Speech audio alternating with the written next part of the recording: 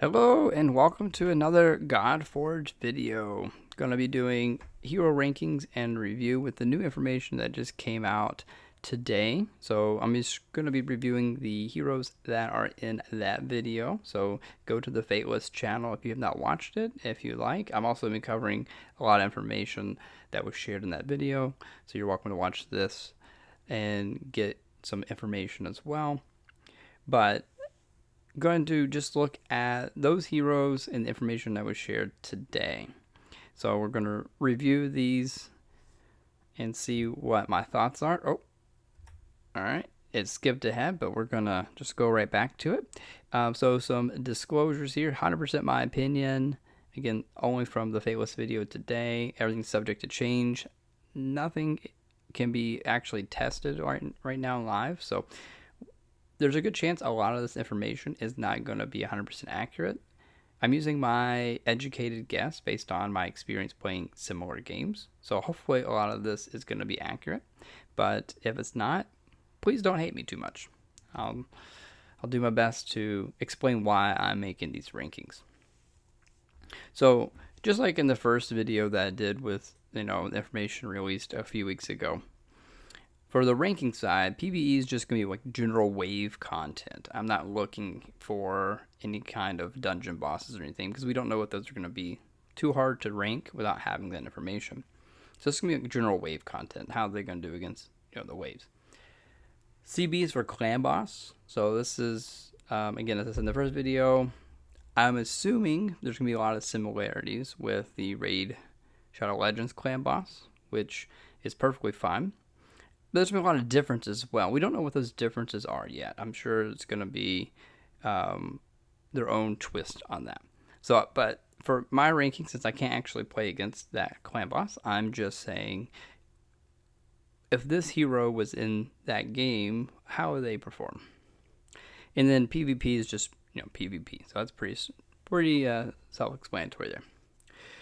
So looking at a new here. So I ranked him S's across the board. I would tell you the first ability, the basic ability, I don't like that much, to be honest. It's just a single attack. You place a Vanish on an ally, which lowers HP, so you can't really even control that. So some RNG there. Not the best basic attack, but that's okay. It makes up for it with the rest of the kit, which is why I have ranked so highly.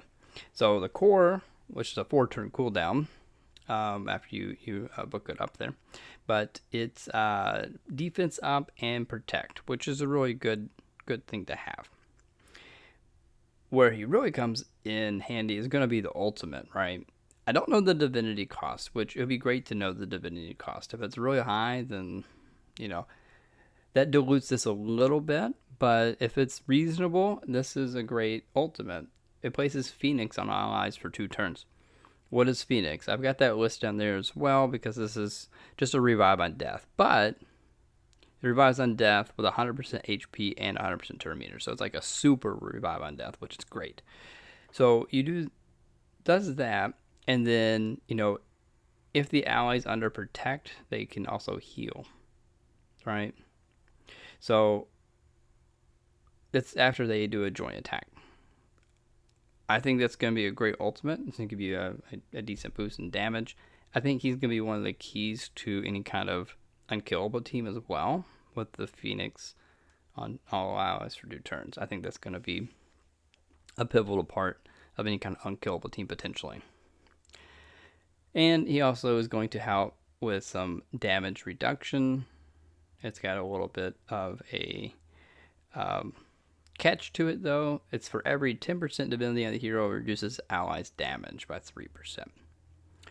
So, really, you don't want to use the ult to be able to get the most out of the passive, right? But the ult is pretty good, so it's a give and take there. However, those are my reasons there for the ranking. All right, we'll go next to Apollo. Now, Apollo, I've got all S's as well.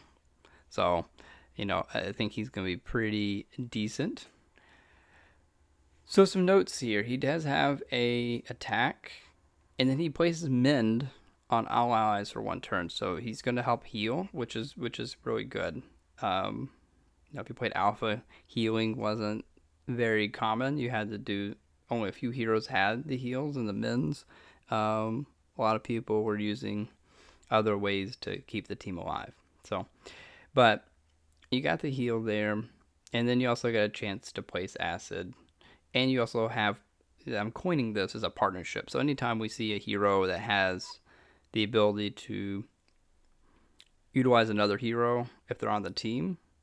So on this one, it's Artemis, right? So Apollo has a partnership with Artemis. So there's a few of those in this video here, but you'll see that she'll join the attack. So, which isn't bad. I mean, it's extra little bit of damage and their basic ability. However, we do not know Artemis's basic ability yet. So it depends on what that is, if they're going to be a good partnership or not, because that's the main key there. I'm sure her basic is going to say if Apollo is on the team, he'll use his basic, which then also adds another mend. So that could be pretty decent as far as being able to keep your team alive. So that's a good reason to have the S in the PvE at least. So the core, attack all enemies, place attack up for 2 turns, which is alright, but also equalizes the divinity of an ally. The lowest divinity is hero's divinity, and if Artemis on team, also equalizes theirs. So if used appropriately, you wait until you have a lot of divinity or max on divinity with Apollo, and you boost up your one of your allies in Artemis. So I mean that's really good. Divinity booster. A little bit RNG because you can't always guarantee until we figure out, the speeds and all the tuning, but can always guarantee which hero's gonna have the lowest divinity. Also, there's some other factors there with other heroes, enemies stealing divinity and things like that. So some RNG there, but overall, I think it's decent. And then ultimate is going to be attack all enemies, reduce the cooldown of each ally's core ability by 1 turn. For each ally under mend, increase their divinity, and for each enemy under acid, decrease their divinity, which I think is really good. That does a lot. You're basically, Apollo is going to be a divinity generator, and also he's going to reduce their divinity, which is okay. I think that's not terrible, especially in PvP. I think that could make a difference when you're looking at that. And then the passive, I think, is also pretty decent when the ally uses core ability, which your ultimate kind of synergizes with that, right? It reduces that. But when ally uses core ability, increases the damage by 10%, and the stacks reset on each wave. So it doesn't say how much it stacks to, right? It doesn't say it stacks to X amount. So I'm reading that as being infinite stacking, which means on Clan Boss, that can get pretty crazy. So when you build the right team and they're using their core ability a lot, then, that's going to be pretty crazy potentially on their damage output. So I think that is going to be great. And then, the PvP, just being able to reduce the core ability, that's why I have that as an S. You're maybe able to do some kind of speed team with some resets and maybe some additional setup. But I think that team could be built around Apollo, and over time, even if it's like a tankier team, right? Because it's resets each wave. PvP is only one wave. If built correctly, I think you would just outlast the other team. So that could be a potential PvP comp there.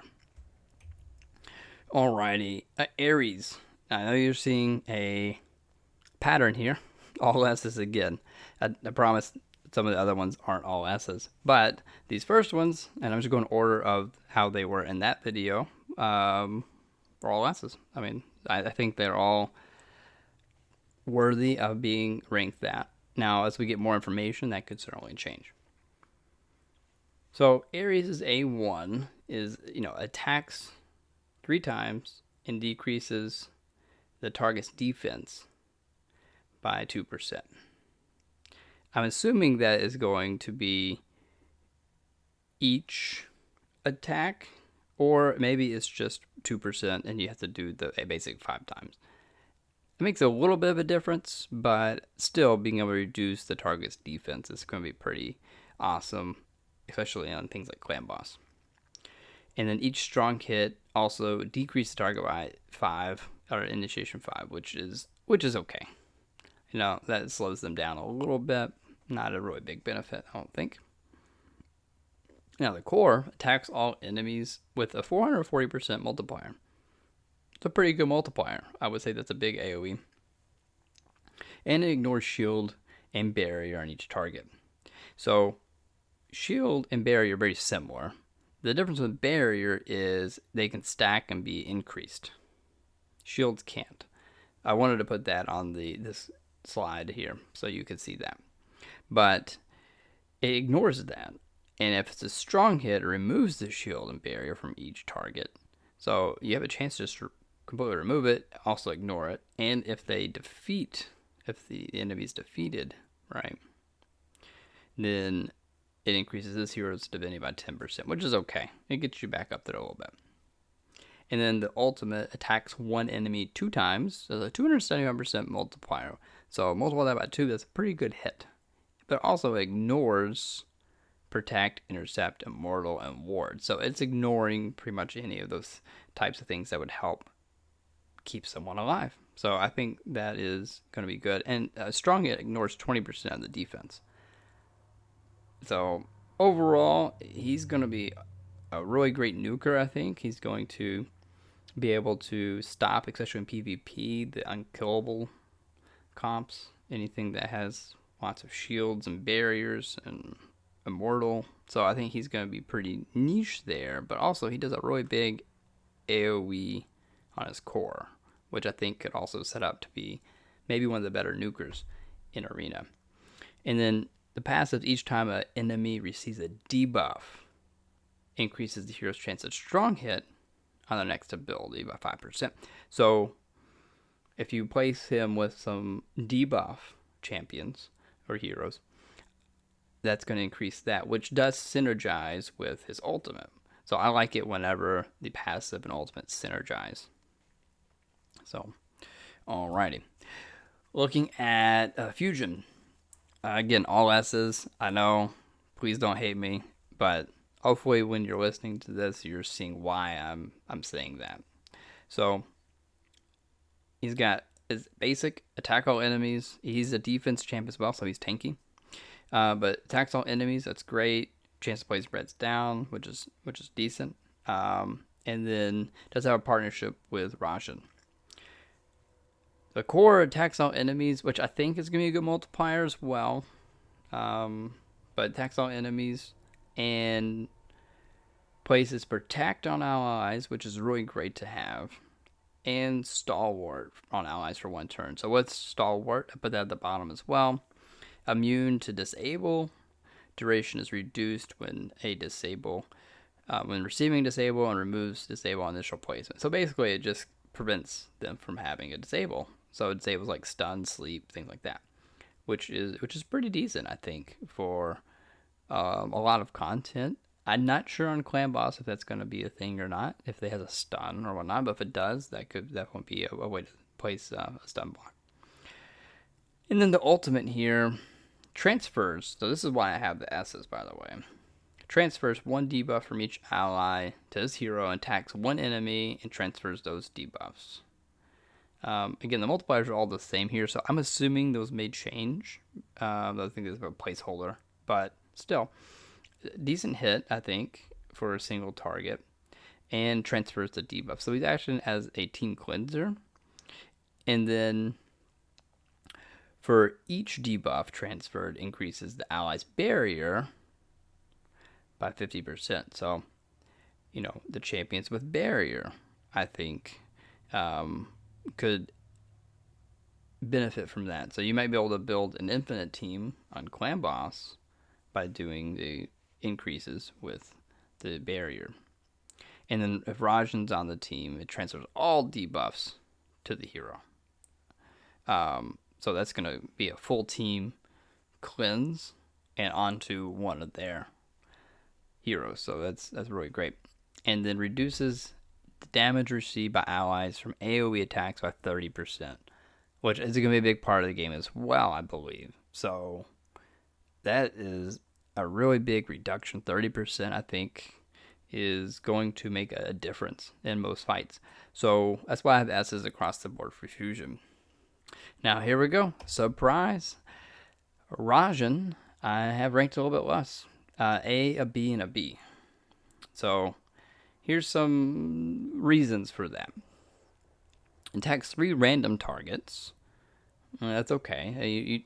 I don't like RNG as much, so it's a random, right? And then if the target's under a debuff, places barrier on the hero. If Fusion's on a team, he will also gain the barrier, which is nice, maybe, potentially. But it's got the conditional, hey, they have to be under a debuff, which you may be able to have a good chance of having debuff, but you may not always be able to guarantee it. So really, if you remove that part, it's just attack 3 random targets. So the basic's kind of underwhelming for me. The core attacks all enemies 2 times. Now we don't have a multiplier here, so I don't know if this is going to be a big attack or not. I have no idea. But the first hit has a chance to apply Hex, which kind of like spreads the damage and increases your overall damage output. And the second hit has a chance to apply defense down. Overall, that's decent. That's why I gave it A in PvE. I think that is decent for just general wave content. The ultimates attack all enemies 3 times. Again, don't know the multiplier, but increases this hero's divinity by 10% for each enemy defeated. If Fusion's on the team, also increases his divinity by the same amount. So in general wave content, you're going to have 4 or 5 different, characters that you're attacking, unless there's some kind of boss with lots of little minions, right? So if you attack all enemies 3 times and you kill them all, you're increasing your divinity by up to maybe 50%. So, which is okay, but it's kind of underwhelming in my opinion. And you say you're in the first wave and you wipe them with your ultimate after a few turns. The second wave, you may not even get that back before the teams, and then the third wave, maybe you can use it again. So it may speed up some runs for late game, but overall, I don't see that being a big enough increase in divinity, given that you have to defeat an enemy, and there's only so many enemies. So, and then the passive is when an enemy receives a debuff, it does a little shock, which is alright. It ignores defense, which is okay. Can't crit, and only trigger 1 time per enemy turn. So it kind of limits that as well, because the enemy's gonna have to take a turn before they can get shocked again, right? So overall, a B, and a B. I think that is pretty deserving there. All right, surprise again. Izanagi, B, a B, and an A. So with him, he has the attack 1 enemy. Again, on these, there's not multipliers, right? So, but increases divinity of allies by 5%, which is okay. And then has a partnership with Izanami. Places int on all allies in top, which is good, and reduces the cost of all allies, a divinity cost of all allies by 10%, which is decent as well potentially, especially in longer fights. That could be okay. And then places attack up on all allies, increases divinity, also increases the damage of the next ultimate by 30%, and then conditional revive on the partner, right, and gives her turn meter 100%, which is great. And then for every 5 buffs placed on enemy, activates this hero basic ability against the enemy with the highest turn meter. Which is basically, hey, I'm going to attack unless it's a really strong attack, which I don't think it's going to be, but it's just, hey, I'm going to increase divinity of my allies by 5%. So basically, he's a big divinity generator and cost reduction. I don't see that being very useful right off the bat. Now, as the game goes on, there may be some comps that we can use that he'll kind of be more niche for, but overall, I don't think he's making a big impact to most fights. All right, and his partner in Izanami. So, attacks one enemy with a chance. Again, the multipliers. We don't know what that is exactly, but for initiation down, which is okay. Removes shield from all enemies on the core, which is okay if they have a shield. If they don't, that does nothing. And then you have a chance to place corrupt on one target, right? All enemies have a chance to place corrupt on the target with the highest HP. Yeah, sorry. For 3 turns, which corrupt is decent. It steals the buffs. I put that at the bottom there. Steals buffs, which could be useful. But overall, I just don't know if that's a great thing. And then if the partner Izanagi's on the team, he'll join the attack, which then again boosts the divinity. So that's okay. Attacks all enemies with a chance to do speed down, which is decent, and curse, which is okay as well. But and then decreases turn meter by 20%. So that's kind of the reason I have a B on PvE and PvP is that right there. Clan boss is a straight C. I just don't see them being useful in clan boss at all. And once hero attacks enemy under initiation down, so it's got a conditional there, decreases their turn meter by 5%. Yeah, I just don't see this champion making a big difference in most areas, unfortunately, right now. Alrighty. For Lamashtu, rankings A, C, and a C. So not very high on this hero. Attacks an enemy 2 times with a good multiplier, right? 250%. So basically 500% for the attack. If they're defeated, increases the attack of the next AoE by 50%. And his core and ultimate are both AoEs with good multipliers, so I can see why that would be okay to set up. But attacks all enemies on the core, 300% multiplier. If they defeat 3 more enemies, the reset its cooldown increases hero's divinity by 200. Now we don't know the divinity cost for the ultimate, so I don't know if 200 is a lot or not a lot. But the conditional of defeats 3 or more enemies and resets its cooldown. Like I said earlier, on the waves especially, it's 4, maybe 5, right? Depends on what you're doing. But your attack, they have to have at least 3 people alive, right? And if they only have 3 or less, then when you attack them, they're all dead if possible, right? Which is what you want, but you're not really getting anything out of that if they all just die. So really what you want to have is 4 or 5 of them, really 5 if possible, and then you defeat 3 of them, and then now you reset the cooldown of this, which is a big attack, and then increase divinity, which sets you up maybe for the ultimate. So the ultimate puts attack up on this hero, which is decent, and attacks all enemies for a pretty good amount. And then for each enemy defeated, or already defeated, summons a demon that explodes, right? Which is pretty cool. But the condition is they only have to have an enemy that's defeated. If they don't, then that does nothing. So it's pretty conditional there. And then when the hero, for the passive, defeats an enemy, they explode, doing some extra damage, which is nice. But it's just all too conditional for me, which you'll see in my notes. I rate conditional almost every line. But you gotta kill an enemy, and then you gotta kill more enemies. And there's only so many enemies to kill. So overall, I don't feel like this is gonna be great. I think it could be a decent farmer. So if you want someone to speed farm stages for XP or something like that, could be okay there. But overall, I just don't see this champion doing too much. I could be wrong. Like even in PvP though, just thinking about like the core, if you defeat 3 enemies or more, right? They only have typically 1 left unless they have some kind of revives or something. At that point, it's 4v1 maybe, and you win. So I don't know. I just don't see a lot of value there. All right, next, Morgan Le Fay. So I got S, a C, and a C.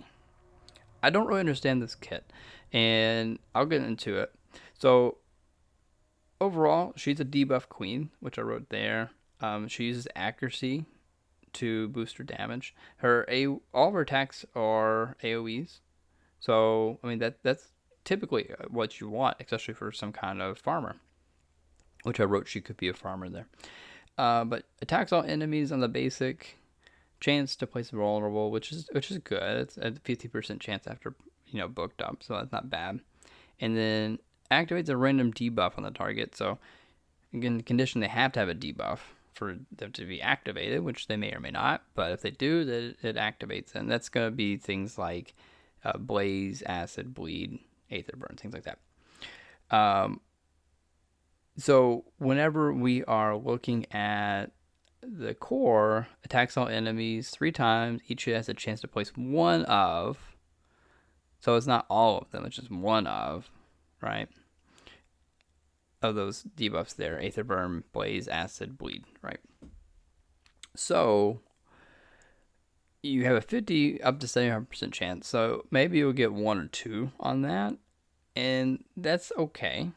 But there's so many heroes that would maybe just cleanse it off or heal, be able to heal through that. So that's all right.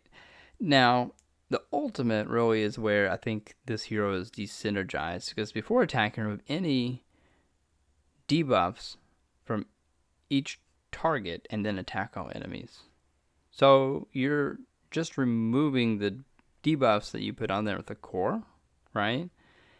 You do get a little bit of a damage increase, right? Which could be okay. I don't know what her base accuracy is going to be. So 1200% accuracy and 200% attack. Maybe a really big attack and have an extra 25% just kind of wipes them. And that's all right. I don't know if that's going to happen though. If 20 or more are removed, then you just get an extra turn, which could be okay. I mean, 20 is a lot. If you have, again, 4 heroes that you're facing as enemies, they each need 5 debuffs. That's a lot. And that's going to be hard to set up, I think. So, and the passive is pretty RNG. It just depends on what's activated, right? You get a little bit of this, a little bit of that. So overall, I think that it's an interesting kit, but I don't feel like it's going to do a lot with most content. PvE on the wave content, I think, will be decent. But clan boss, you don't really want to remove debuffs. You want to stack them typically. PvP, unless she's just a really strong nuker, and again, we don't have the divinity cost for the ultimate, but unless she's just super, super strong, I don't see her being used there either. So, alrighty, and I believe this is the last one here, Svarog. I got an A, an S, and an A on him. So he attacks on his basic. He's also a tank, so that's always, I think, a boost to being able to sustain and survive, right? So that's always a plus in my book. But attacks one enemy with, I think, a decent single target, attack there with the multipliers, and chance to place blunt, which goes up to 100%. And blunt just basically decreases the amount of damage they're doing to you on strong hits or crits. So that's not bad, especially in something like a PvP. You see their nuker, if you can go before they do, you can maybe make it to where they're not really a nuker anymore. They just tickle you instead of hurt you. So attacks all enemies on the core with, I think, again, a decent multipliers there, especially for AoE. You think the AoE would be, well, I guess it's core versus basic, but you think the AoE would be less multiplier, a higher multiplier, assuming you're stacking defense. You do get a bit more attack there, but overall, I feel like the defense is what you would stack on him, not attack, so I don't know if that makes a big difference. But anyways, you get the attack down, which is really good for clan boss typically, so I got an S there. And then places to protect on allies, which again, I think is decent for clan boss. And the ultimate is basically, hey, I'm gonna buff you up. I'm gonna give you some res. I'm gonna give you some defense. I'm gonna give you a shield. All those things are great. It helps with survivability. So, that's why I have the S on the clan boss for the survivability aspect. And then the passive, each time an ally uses an ultimate, decreases the damage received by all allies by up to 3%, or by 3% up to 10 times, so up to 30%, which is okay. It takes some time to ramp up. That's why I'm going to add some clan boss, because you have the time to ramp that up. And it's not AoE damage, it's any damage. So I think that could be useful as well. So looking at, he's just gonna be a tank that's gonna help keep people alive potentially. PPE, he's doing a little bit. I don't think he's doing a ton though. Keeping your team alive is a good thing, but there may be some other heroes that do that a little bit better potentially. So I don't know if you'll have him slotted in there over those heroes. And the stacking for the ultimate, I'm assuming, resets on the waves. So in the PvP, I think he's going to, because you can remove the shields and the res up and defense. You can just remove those, and you can cleanse the blunt or the attack down. So overall, yeah, I think he's not going to be too useful there. So clan boss thinks where he may shine though. All right, well, that kind of completes this video here. Those are my thoughts. So a mixed bag. Started out really great, and then kind of moved towards not so great on some other ones, but mixed bag there. Let me know your thoughts. I could be wrong on some things. I may be thinking about a couple things wrong. Hope I'm not, but if I am, certainly let me know. I'm happy to make a video and say, hey, I was wrong. Last kind of thing here is just encouraging you to visit the website I'm helping develop, chbgaming.com. We're putting resources on there. We're updating that almost every day, trying to make that better. And by the launch of the game, we're going to have hopefully a full-fledged, polished website. It's going to look really great, have any information that you want there. And of course, you can also join our gaming community if you go to the website. Also link our Discord down below. We're recruiting for our Pantheons. We are starting to fill out. We may have to start making some new Pantheons, but we're going to try to be the biggest and best cluster out there. So, and we have a lot of fun doing it, and just a bunch of people that like helping other people. So, but yeah, let me know again what you think about the kits and my thoughts there, and hope that you all have a great day.